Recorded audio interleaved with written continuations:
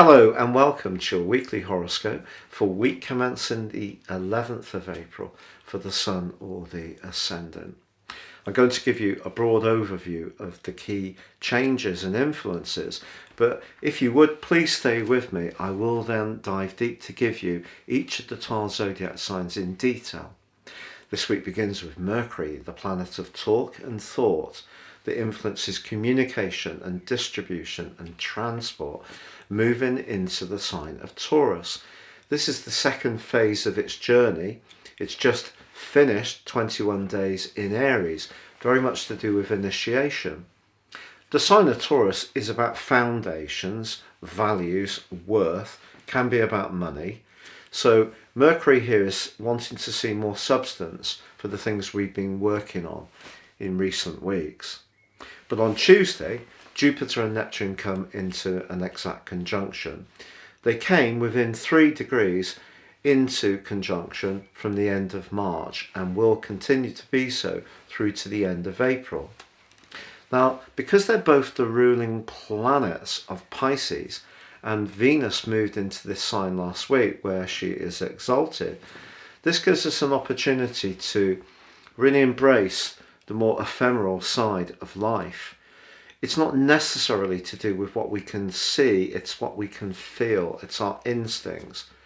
Now at their best, these two coming together is asking us to find a higher truth. We can see the realities of life in lots of ways, can see how the distorting element of Neptune can be applied to information, Jupiter, especially when it comes to battles of philosophy in a less than constructive way. But we have a choice to embrace this energy in a positive manner. And of course, with Venus having moved there as well, this may be making us nostalgic for past relationships or for people who are no longer with us. Or it could see us thinking very seriously about those relationships which are not working for us and trying to find out what the meaning really is for us and how we might negotiate the situation. Now, because Mars is going to be moving into Pisces on Friday, some would argue, because Mars is the ruler of Scorpio, that Mars can exist in the sign of Pisces fine. But I feel that the water does tend to dissipate the wateriness, the mutability of Pisces, the intrinsic need for desire and attainment that Mars gives us, but it can help us over the following 6 weeks to think very, very deeply into situations, perhaps working behind the scenes. If you do work in a compassionate sector of healthcare or healing, then Mars moving into this area can be very good. Anything to do with working in a marine sector can also be encouraged by Mars's transit through this area. But on Saturday we do have the full moon in the sign of relating, aesthetics, presentation, art and fashion, of course Libra. But on the other side of the heavens we have the sun in the go-getting Aries, which is very much to do with us as individuals. The Libran influence is how we connect to others, but pivoting between the two is the position of Pluto in an exact T-square pretty well. And that builds up as the full moon emerges. I think some politics around balancing what we need for ourselves and what we're prepared to give or get from others is going to come more sharply into focus. But then as the week draws to a close, Mercury is accelerated forwards and is very close to Uranus. So that is pushing us to be as inventive and innovative as possible when it comes to how we approach things. But of course the sign of Taurus can resist change, and that's been creating quite a lot of stress.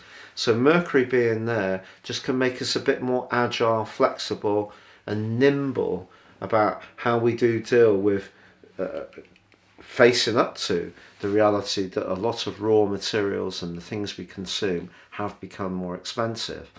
But if you are someone who's entrepreneurial, it's a great opportunity to think outside the box about how you might make the most of a talent, and especially through anything that has a digital output or is just very fresh in its approach. If you, for example, identify a service which no one else is providing, then you can seize the opportunity really quickly. Things happen quickly with Uranus in the mix, so maybe an unexpected conversation or something to do with a financial change can present itself as this week draws to a close. Now, if you are new to my channel, I would be honoured if you would subscribe. Please click or tap the bell notification symbol.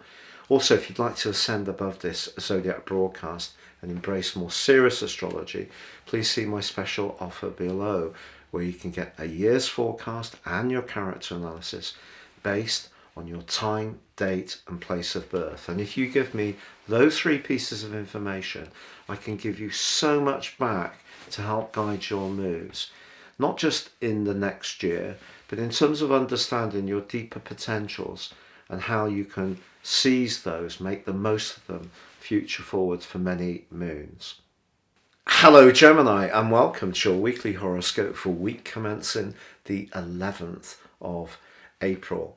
Now, as this week begins, so Mercury, your ruler, moves into a more reflective location where it will be through to the end of this month. But from now through to the middle of June, it's either going to be in this tender 12th house, or it's going to be in your sign, or in shadow, or in retrograde.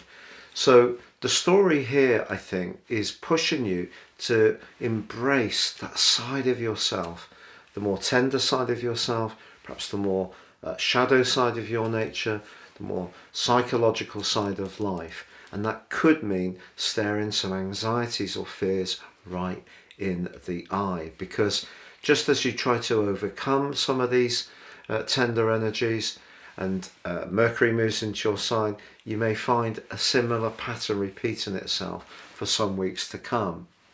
And it's all about, in some ways, just giving ourselves permission to be at ease with the parts of our situation which are not perhaps as dynamic or as charismatic as we would like, the less sexy elements of life. And, you know, that's fine. Actually, this week gives you an awesome opportunity to also grapple with your talents and display them and achieve much greater recognition for the qualities you've got, not least because of the combination between Jupiter and Neptune on Tuesday, which is exact, but because Venus moved into this area last week. So your powers of diplomacy, of charm, of cultivation are really working in good order, and then they're boosted by the authority and confidence of Mars moving into Pisces on Friday. So a lot to like there, but the full moon, which occurs on Saturday, is really asking you to think about how you manage your time and what the value of your associations is, particularly perhaps in a romantic context, because with Pluto in the mix, someone you're drawn towards powerfully, are they really right for you? Or in an existing relationship, is there some kind of leverage going on, either from them or you, which is not entirely healthy?